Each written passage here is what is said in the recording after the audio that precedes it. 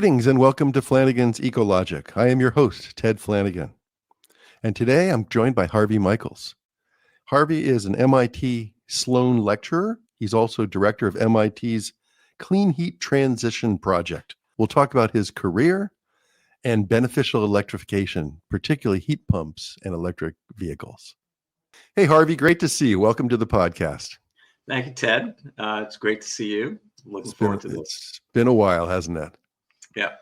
And right now it looks like you're sitting maybe at your home, and your home must be right in the Boston area somewhere. Yes, Wayland, Massachusetts, a few miles west of the Boston area. I teach at MIT. Yeah, and you've been a Boston-based guy for your whole career, is that right? Yeah, pretty much. I started MIT in September 1970, moved up from the New York area. You did. And more or less been here since then. Yeah, that's great. That's great. Well, what a great place to be. And so what are you working on right now? Yeah, so at this point, it's a long time since September 1970. There is a lot of continuity. And what I'm doing mostly is teaching at MIT and teaching students who are interested in energy management. And there's been a focus to my career that it's always been, how do we do energy management and energy efficiency smarter? Yeah. And after having a few companies in this space, that's what I was brought in to teach about at MIT. And at this point, I have one major course, which is a spring course on energy management and AI together. What are the strategies that will bring us a sustainable future? And I teach it in the Sloan Business School at MIT. Yeah. Very popular class. And the students seem anxious and on occasion do start enterprises in smart energy management with their first thinking about it being in the class. That's got to be hugely fulfilling. I love the mission that I read that you said your mission is to support student career objectives, to design and manage initiatives to create societal, economic, and carbon benefits. Well put. Yeah, that's what a lot of us do at MIT now. There are many students who come there intending to have careers in that space. And the challenge level on entering this field goes up and down over time.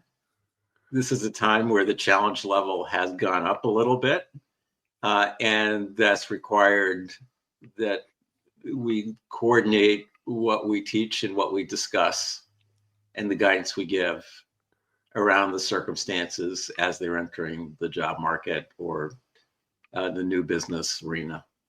Well, now, when you talk about the challenge, are you talking largely the political challenges today? Yeah, certainly that's a big part of it. There have been some others that have made things difficult, particularly in some cases, electric prices being very high in certain areas, including the Northeast and California, at a time when we've seen the climate solution largely requiring greater use of electricity. So there are some other things that have been going on for a time. But yeah, certainly right now we're dealing with a lot of retrenchment. Yeah. There have been other periods of retrenchment that I've been through. And one of the things that I've observed thinking about it is that usually in a period of retrenchment and the turmoil, there are opportunities. This opens new doors and it allows new entrants who are doing things differently than the way things have been done before to thrive. So I'm hopeful that's the case.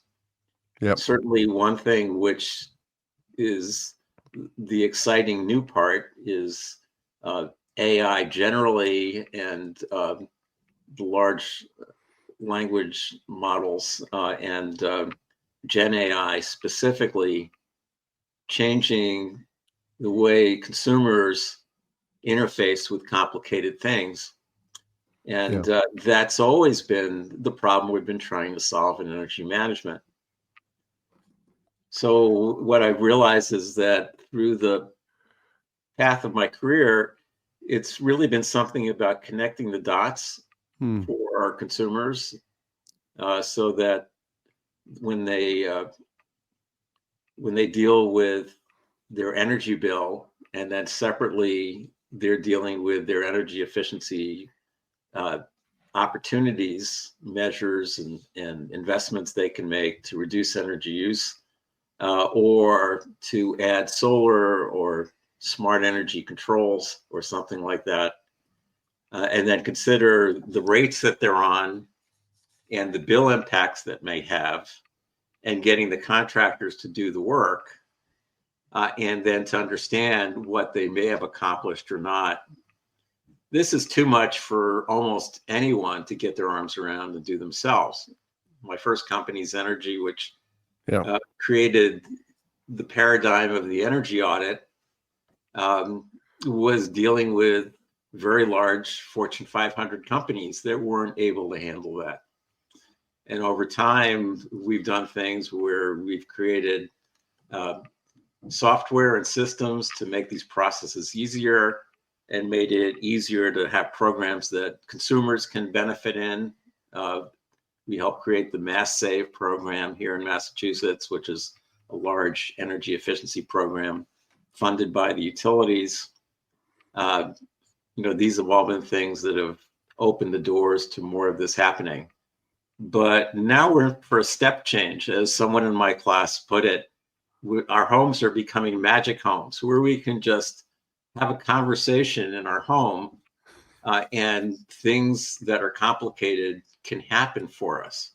And all these dots I was talking about can get easily connected. You can basically ask your home to do a lot of smart things so that you can pay less for electricity, you can have less carbon emissions, and you can control your devices and help you shop for products and services you may need and finance them.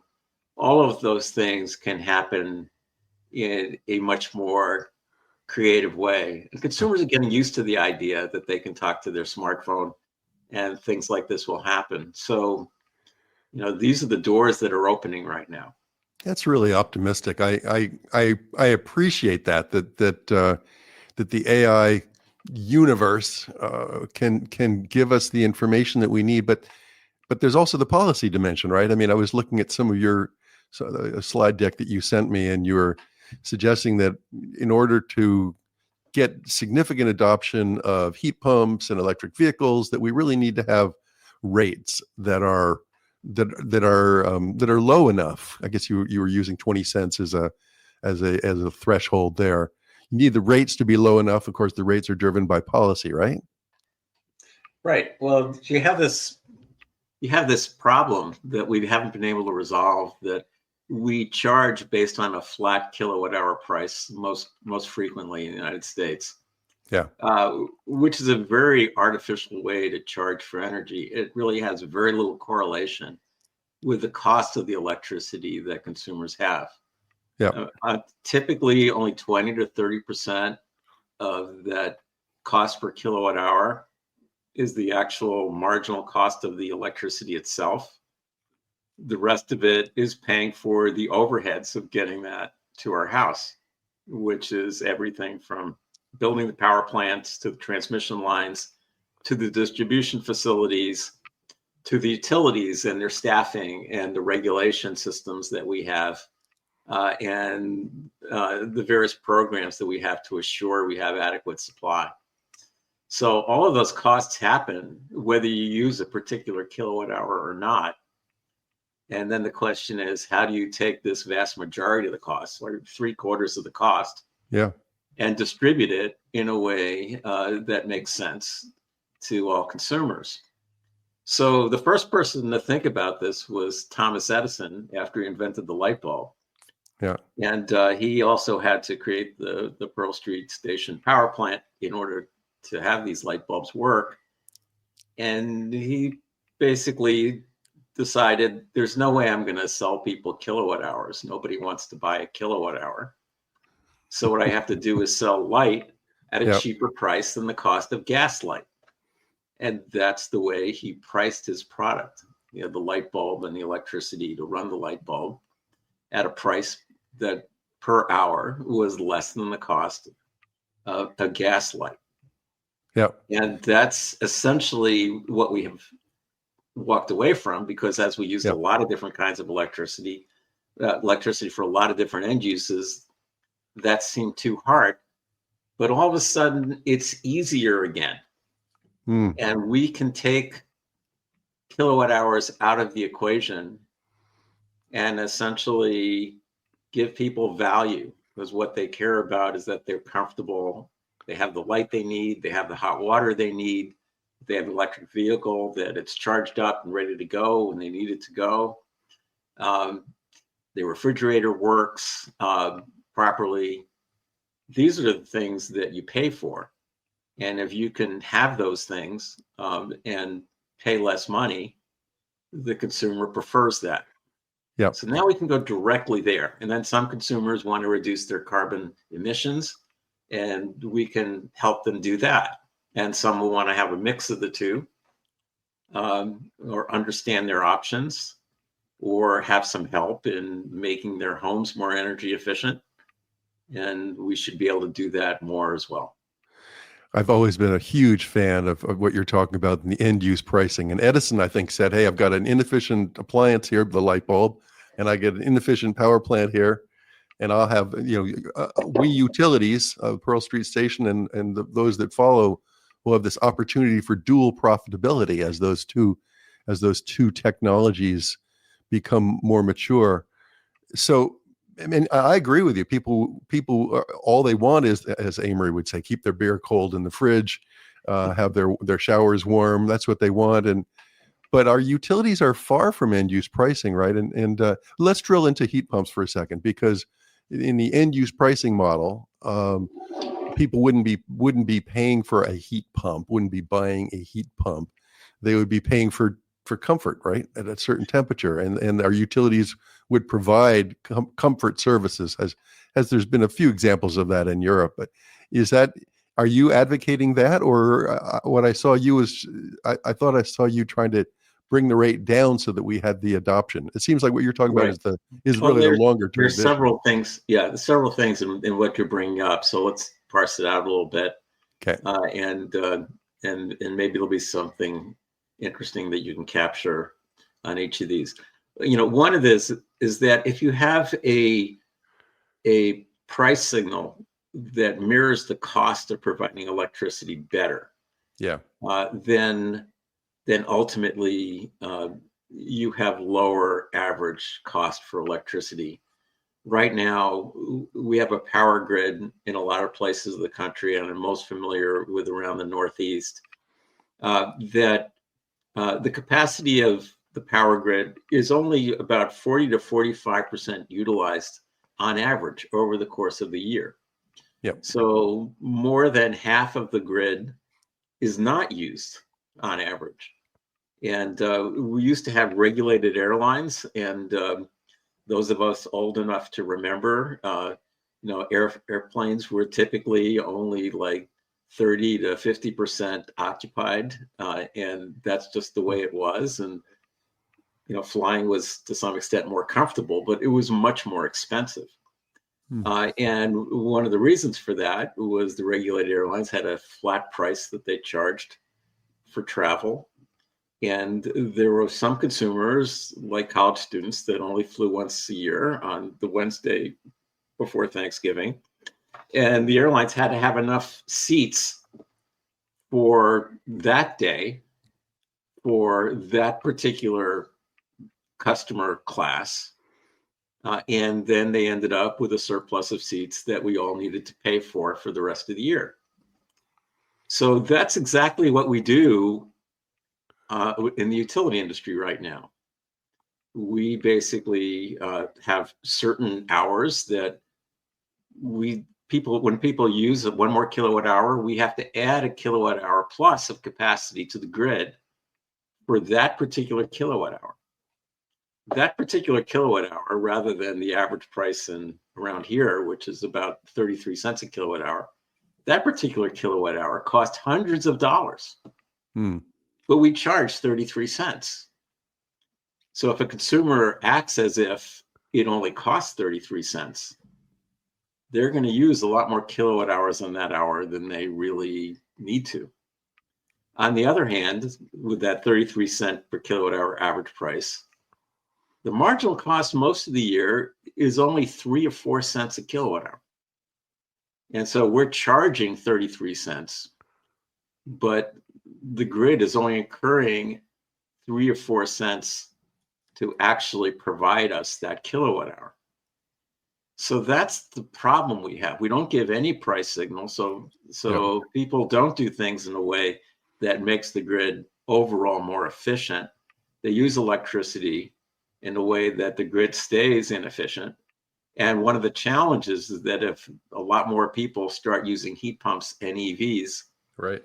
and have no signal to grid coordinate how they use them, Mm-hmm.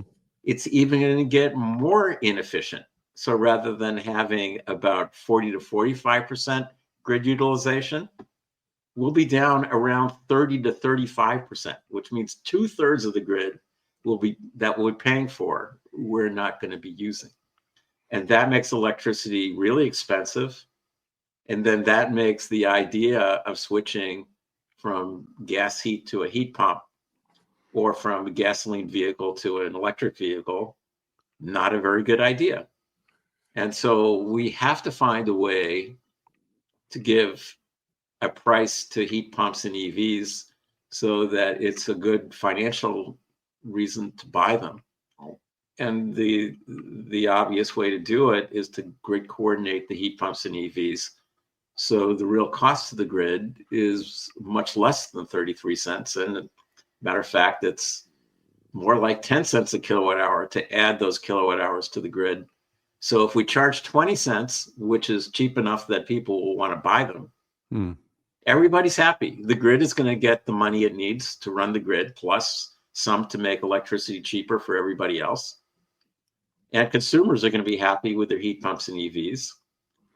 And for those of us who care about the climate, this is one of the most important things we need to do in order to reduce carbon emissions, is to have a switch over from natural gas heat and from gasoline vehicles to heat pumps and EVs.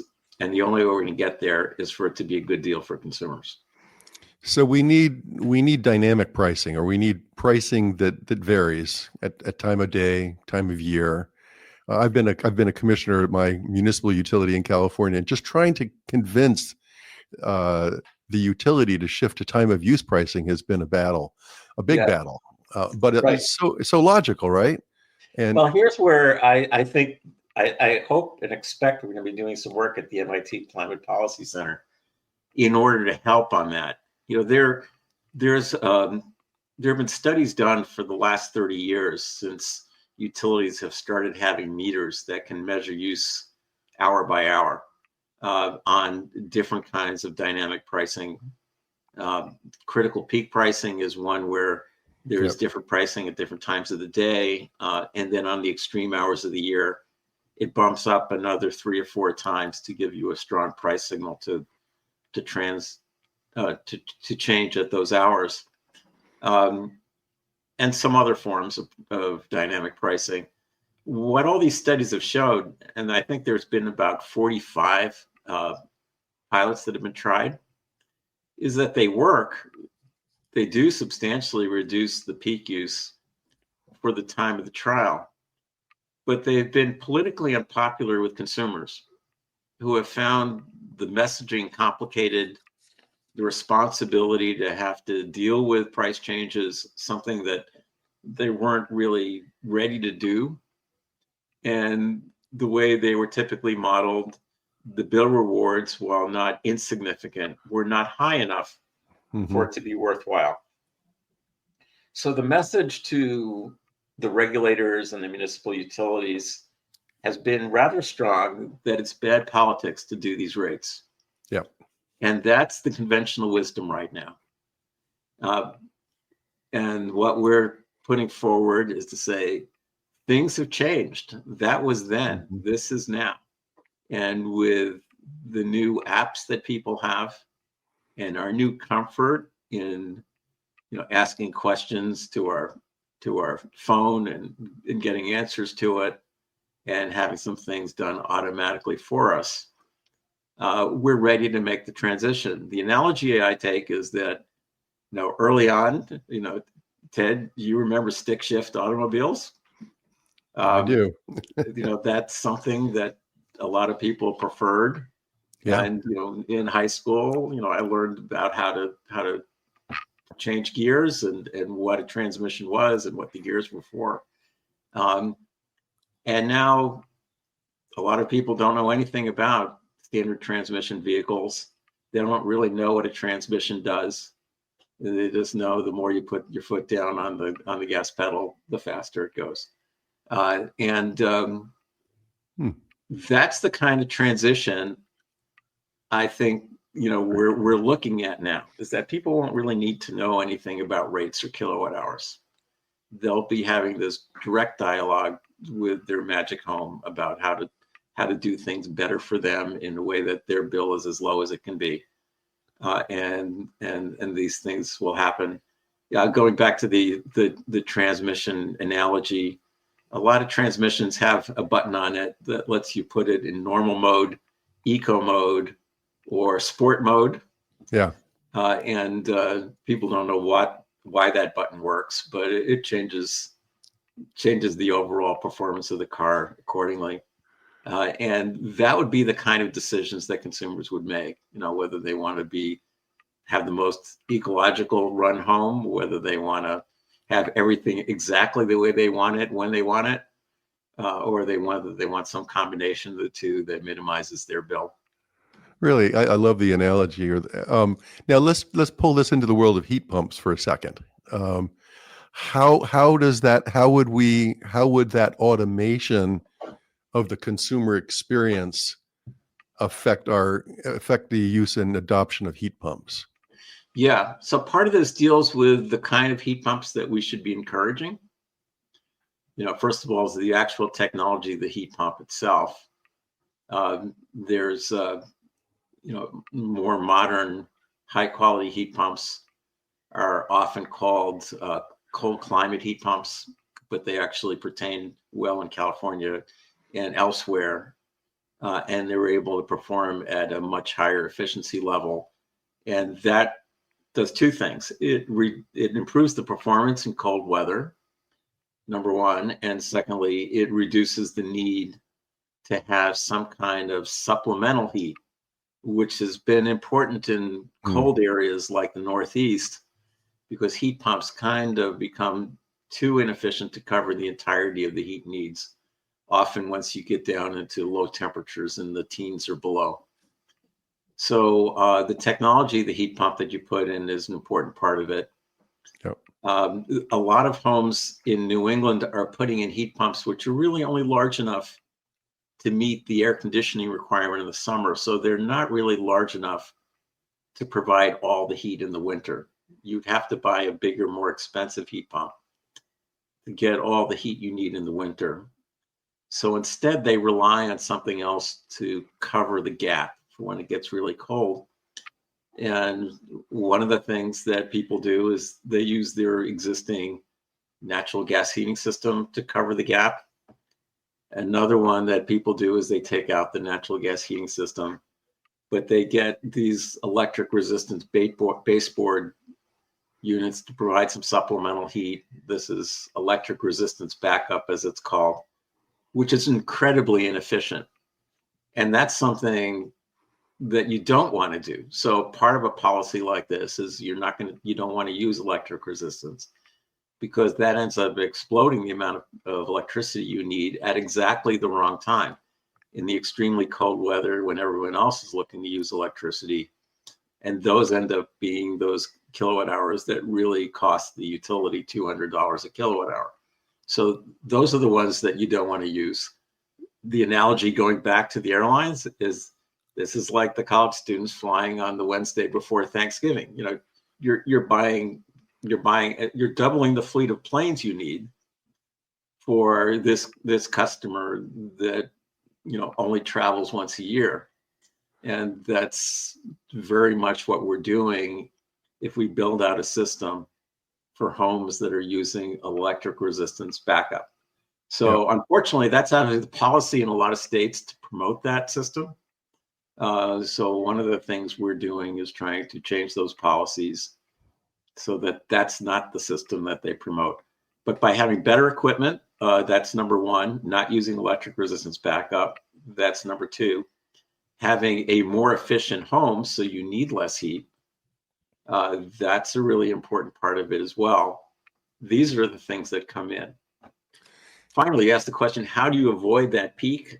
Certainly if you have a fossil backup like natural gas, that's not what you want from the standpoint of carbon emissions, but it's only for a few hours of the year. So if in fact we have a much cheaper grid for 95% of the year, and we're using a little bit of fossil fuel for 5% of the year, perhaps that's a better way to go than doing something that's all electric and giving the utilities the ability to decide which of the two systems are on based on grid conditions. These are the kind of things that are being looked into. And then there's talking about thermal storage, and there are startup companies that essentially store heat from hours that aren't that cold, so that in extremely cold hours you have some stored heat that you can use to cover the peak. Yeah. And this sort of gets us into this whole notion of controllability, Right. which is, what modicum of control does the utility have with these electric appliances or EVs? Or in California, we're putting in a lot of battery energy storage systems. And Right. it seems to me that it's greatly in the utility's interest to support that if, in fact, they can control the use of that, right? Right. So this is one of the things we talk about a lot in our classes, and I present in some regulatory environments. It's a very key question. We've drawn a bright line between two ways of getting loads to control. One of them is to have dynamic pricing, as you were mentioning, Ted, Yeah. where there are complex price signals, and the consumer or their software or apps respond to the pricing and do some things in the home. The other one is the set of programs that are often called demand response and load management, but the generic term we use now is grid services, where the utility essentially asks you for the option to turn some things on or off in your home when they need to, or in your business, and pays you for the option in some form, most likely. So these are called grid services. And we draw a very sharp line between the two. In some ways, the differences are profound. In one hand, you're essentially agreeing to let the utility control things in your home. And that concerns a lot of people as something they don't want to do.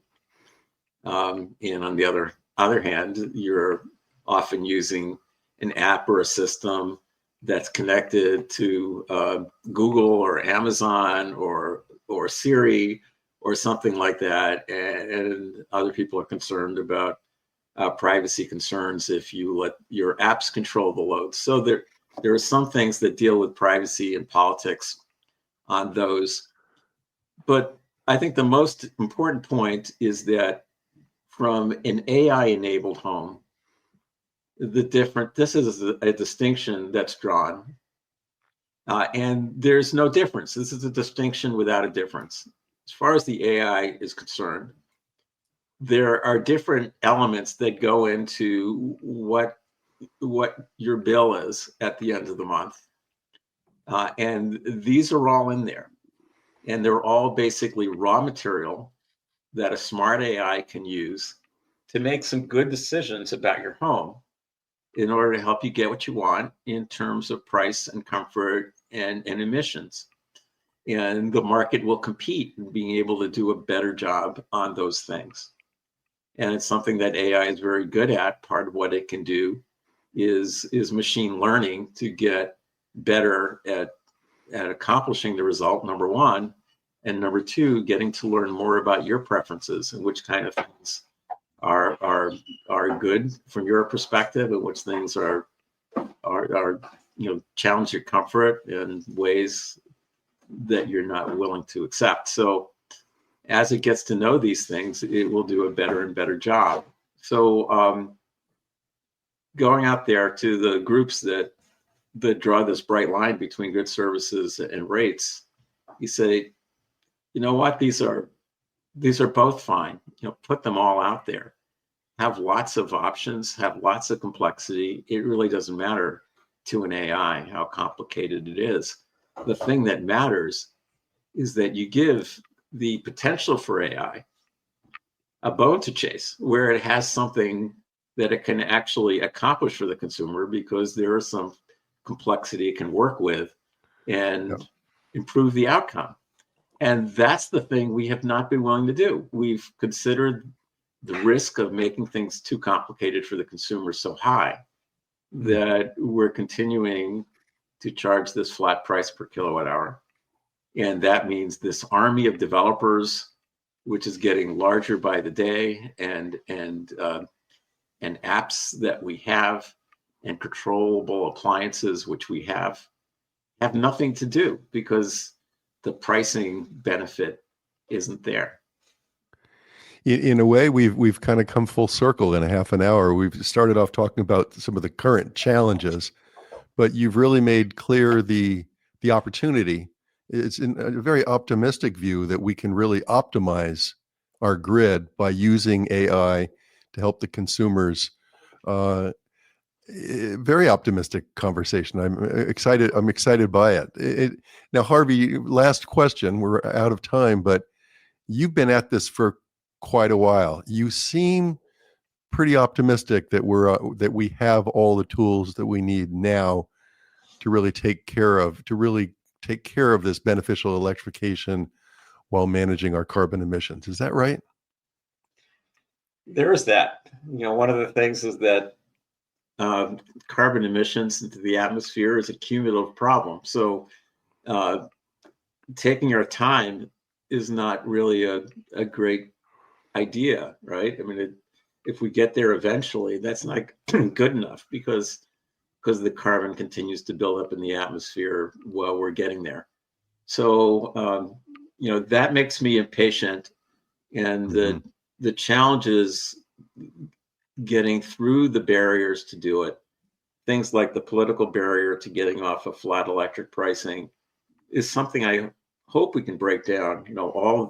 I'm very optimistic that the AI will progress rapidly. I'm less optimistic that we'll get the policy change we need in order for it to progress rapidly soon enough. That's what I'm hoping we can do, some things to break through. One of the things that I proposed was to have a complex rate and a standard flat price per kilowatt hour available to everyone. You don't need to choose the complicated rate. Everybody gets both rates and pays the least of the two rates every month. So you can't lose. This is an everybody wins rate, nobody loses rate. But meanwhile, it puts in place the rate infrastructure for all of these apps and app makers to chase. It is the bone to chase. The challenge is that everybody can see the math very quickly, is that the day after you put this in place, utilities will collect a little less revenue than they did the day before, because nobody's rate goes up and some people's rates go down. The question is, how rapidly do we get the good result of a flatter use of electricity and less peak use of electricity, which is worth so much that it will make it fine that people are paying a little bit less, because the cost of electricity will be so much less per average kilowatt hour used, and the encouragement to use beneficial electricity in the valleys for heat pumps and EVs and electric hot water and other things will be so much more pronounced. So that's really the challenge. Can we create the bone to chase, number one, and let the AI that's now out there connect the dots? What I talk about all the time now is connecting the dots. Ted, you and I have been trying to connect the dots the entirety of the time we've been in the field. And now we have this great new tool for doing it that's going to make it a generation easier for that to happen. Thanks so much, Harvey. Great conversation. Great insights. My pleasure. Thank you, Ted. That's it. Thanks for listening to Flanigan's EcoLogic. We'll see you next time.